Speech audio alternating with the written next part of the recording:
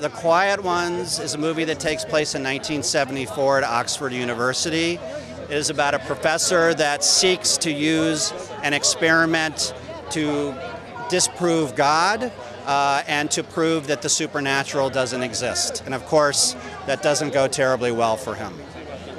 Can you walk us through the cast? Because you've assembled a fantastic collection of young actors, and then, of course, Jared Harris at the other end of the spectrum as well. Yes.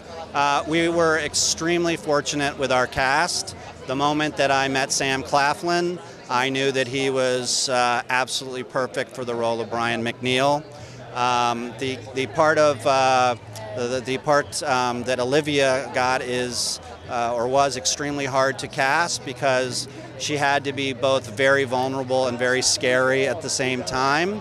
And this is Olivia's first movie, and I'm super proud that I was able to do her first movie because I think she's a true force of nature and has a gigantic career ahead of her. Obviously she does. We were very, very lucky.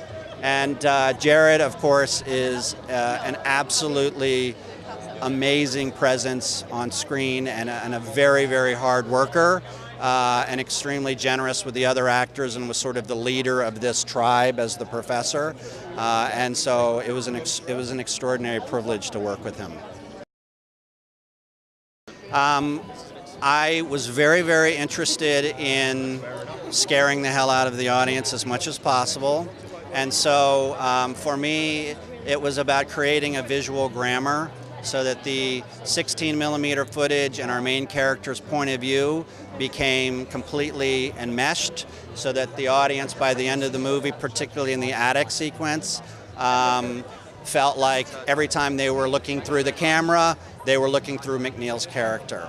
And so essentially what I tried to do was create a situation where we were so fully immersed in the found footage element that we never noticed when we went in and out of it. Of course, you're working for an iconic studio in Hammer. What's the spirit of Hammer, and how does this film personify and continue that legacy? Well, the spirit of Hammer is this gentleman right next to me. I think that there's a certain audacity to Hammer, which really attracted me. There's a risk-taking. Obviously, Woman in Black, Let Me In, is a daunting but also wonderful legacy to be part of. And then obviously you go back to Quartermass and everything that came before it. I think there's a certain style to Hammer and a certain flair that really appeals to me, and we tried to be subtle about it in the movie, but it was really fun to integrate, or at least we tried to. Jane Harper has been in asylums all her life. She's 18 when she meets Professor Copeland, who's conducting this experiment to banish the whole idea of supernatural religion and to prove that it's just negative energy. And so I read the script and it was like 5 characters in one. She was manipulative, she was evil, but she was also lovely and vulnerable and sort of alluring at the same time. It was amazing for me. It was like a buffet. Like you say, there's so much going on in this character. Did you draw any particular inspirations from like classic horror characters? Because obviously it's not the first time we've seen a young girl going through similar traumas. Exactly. That's the reason why I didn't look at anything at all. I just really wanted to make it as original as possible, because you see in every film there's a girl in a white smock with the greasy dank hair, and I just wanted it to make it as original as I possibly could. Do you think the look and feel of the film really sets it apart as well, the cinematography and the 70s setting? Oh, definitely. It feels like you're tapping into something much more sinister, you know, because you can't blame it on the technology that we have now, like, oh, that's the reason why the funny noise is happening, that's the reason why there's bumps in the night, that's the reason why the lights are going off. Because the 70s and technology is not as it is today, there's less that you can kind of blame it on. Your character has a very complex relationship with Jared. Can you talk about working with him, of course, an astonishing talent as an actor? I love Jared. I saw him today for lunch. I've not seen him for 2 years since we shot the movie, and it is amazing. It was such a mentor, and I was really worried about one scene in particular, and I went over to him and I said, look, it's a scene now, and he was like, don't let them take advantage of you. I was like, okay, Jared, and then I went off and I just held this so much confidence. He's a great guy. Once again, I mean, your relationship with Sam's character is hot and cold, a little bit weird. Can you talk a bit about working with him and about what you think that adds as an extra dynamic, their relationship to the film? Yeah, working with Sam was lovely. He's so charming, and he's such a force himself, and you can definitely see that on camera. And kind of adding Sam to the mix, it's kind of this weird, semi-incestuous love triangle with the older, more mature gentleman with the kind of knight in shining armour. You're working as well with a fantastic studio in Hammer. That's such an amazing legacy. How does it feel to be a part of something like that? It's amazing. Simon Oakes wrote something in, we got a liver-bound book of the script, and he wrote in it, "You're our new Hammer heroine," and I was just like, oh, wow, like that's amazing. It's iconic. It's crazy. Just in a general sense, what do you think it is about horror that continually fascinates us, particularly this kind of horror? There's something about watching a horror in a cinema with people around you and being genuinely scared all together that is so solidifying. It solidifies relationships, you have something in common, and people kind of just like to torture themselves a bit. They like to feel, it makes you feel alive. Is there a particular film that's had that impact on you? Paranormal Activity 1. I thought it was real, and I didn't sleep for 3 weeks. It was awful. And then someone was like, "You know it's fake," and I was like, "Really? Thank you so much." But I love Women in Black as well, not just because it's Hammer, just because I was separated from my best friend because the cinema was packed, and I was on my own with my scarf wrapped around my mouth, like, oh, it was awful. And Insidious. I really love horror. Is that something we can see more of you? Final question: what's coming up for you in 2014? Ouija is a horror. The Signal is a sci-fi. Kind of branching out, and then I'm doing a comedy in June. It's fantastic to have you here tonight. You've had the pleasure in the last couple of years of working with some of the greatest actresses in Hollywood: Kristen Stewart, Jennifer Lawrence. How does Olivia compare? I mean, I think she's definitely up there. I mean, from the moment I remember her walking into the, actually no, me and her met just outside the audition room, and like in the waiting couch, you know, like that very awkward moment, like, "Hi, what do you do?" But I mean, the fact is, we got on from the very get-go, and I sort of had the opportunity to do the scenes with her before she was kind of cast, and we both me and the director sat down and we were like, yeah, hands down, like easy. Like, I mean, she's incredible. She has such a wide range of emotions and brings real life to the character of Harper, which is a very complex person, you know. But yeah, she nails it, and you know, she's still young, and like she has the whole life ahead of her, so I'm very excited for her. What was it about this story that aroused your curiosity, and how does it feel to be a part of the extraordinary legacy at Hammer?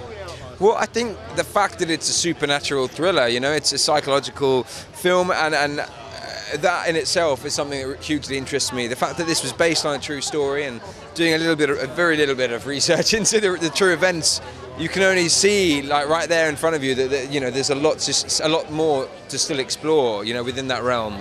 The fact is, we don't really have the money, supplies, or sort of sponsors that were willing to kind of pay for those experiments. But the fact that those experiments happen, I think, is very, very interesting. And obviously the film itself, the script, the story, the characters, I mean, everything drew me to it. And the fact that Hammer's name was attached, you know, I mean, it's an immediate draw, isn't it, really? So I feel blessed to be a part of it. Talking about exploring worlds, I think fans already are waiting with bated breath for the first installment of Mockingjay. What are you most excited about with that? Because obviously, again, it's another opening out of the world of the Hunger Games. I mean, for me, what's so amazing about Mockingjay is, I mean, most people have read the books by now, and I can guarantee everyone will have an image in their mind about certain aspects of the film or certain aspects of the story. And for me, like, I sort of realized very quickly that whoever has designed these films, like, I mean, whoever comes up with the idea of this is what this looks like, this is what that looks like, it's literally immediately like taken from my brain. Fine, there was a few additions, but those additions are genuinely a lot better than the pictures, the imagination that I've got, and it's you know, it brings it to life. And to have the fact that we have an incredible additional cast member, you know, or no, a few additional cast members actually. I mean, it makes it very thrilling to explore that again. So. Do we see a different side of Julie this time? I mean, every character goes through such a journey within those novels, which I think is why they're so successful. every single character goes through such a hellish journey. I mean, nobody's happy. It's like, it's the most depressing like life that they're going through, which is why they obviously start this revolution. And where Finnick begins at the beginning of Mockingjay is where he left off at the end of Catching Fire. He's distressed, he's kind of powerless, and it's the first time he's ever felt like that. And you know, it must be quite daunting, and therefore it gets quite upsetting. Yeah, but it's exciting to see. So. He's a very juicy character. The man has he has big ambitions, you know. He's just out to take down God, you know. And you get to, there's so many different colours and facets and impressions that the audience needs to get of the character. So by the time you realise at the end what's behind it all, it ties up, you know. So. This is a very supernatural year for you. You're also working on the remake of Poltergeist. I mean, that's within the genre just an absolute classic story. Yeah. What do you think fans can expect from the new version of that, and what makes you want to be a part of it? Well, I was a huge fan of the original, and then when I spoke to Gil, he had a very different idea about what he wanted to do with this one. You know, I was swept along by him. The character that I play isn't in the original version, so it was a chance to do something new and something different. And you know, I loved it. I loved the idea of it. So I haven't seen it yet. So talking about revisiting classic franchises, obviously you're working with Guy as well on The Man from U.N.C.L.E. What does it mean for you to be a part of that, and where do you fit into that one? I love Guy. I love his movies. And I was just delighted that he wanted me to come and be a part of that one. And I play a CIA agent who's working with Napoleon Solo at the beginning of the story. But and the thought of Guy doing a '60s spy story as well was just too good an opportunity. So, have you got a message for fans about this one before you leave us? Yeah, come and see it and be terrified. How does The Quiet Ones continue the proud legacy of Hammer horror? Well, I think it's it's a terrific story, great script. It's attracted, because of that, like The Woman in Black, it's attracted great actors like Jared with an incredible CV behind him and real understanding of the genre and the history of Hammer. And Sam, you know, who we cast, you know, and he hadn't got the Hunger Games then, you know, we cast him entirely on. He walked in, nailed it, knocked it out of the park on the first audition. And same with Olivia. So I'm very proud of the fact we seem to be building a family at Hammer of not only talented actresses and actors and directors, but really nice people. I mean, really nice people, which is good. You know, it's fun. Of course, I mean, you mentioned there Woman in Black, a sensational success for the studio. We're very excited about the sequel. What can you tell us about that? What can fans expect from that? Obviously some new faces and some same old chills. Well, yeah, I mean, look, I think it's, whisper it here, but I think it's just as frightening, if not more than the Don't Tell James Watkins as the first one. You know, obviously Daniel was incredible for us, an amazing bit of good fortune for us to be able to work with him after Potter.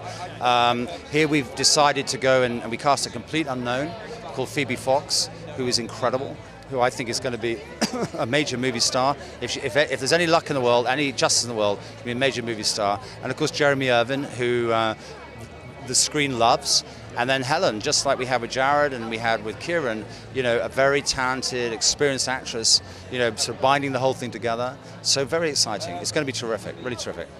Looking forward, what are you most excited about in 2014 and beyond? I mean, apart from Woman in Black 2 and this. Very excited about this film. I'm very excited about the fact that it's getting a wide release in America. It's getting a 2,500 screen release in America with Lionsgate, which is amazing for a small British horror film.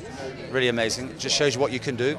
And obviously delivering the Woman in Black for a February release next year. And then we're going to make another picture in the fall. I can't announce it yet because we're not ready to, but we're going to do another film then. And we've got some, you know, really good stuff in development, like The Abominable Snowman and The Daylight Gate, Witches Project, and Coven. So it's going to be good. It's going to be fun.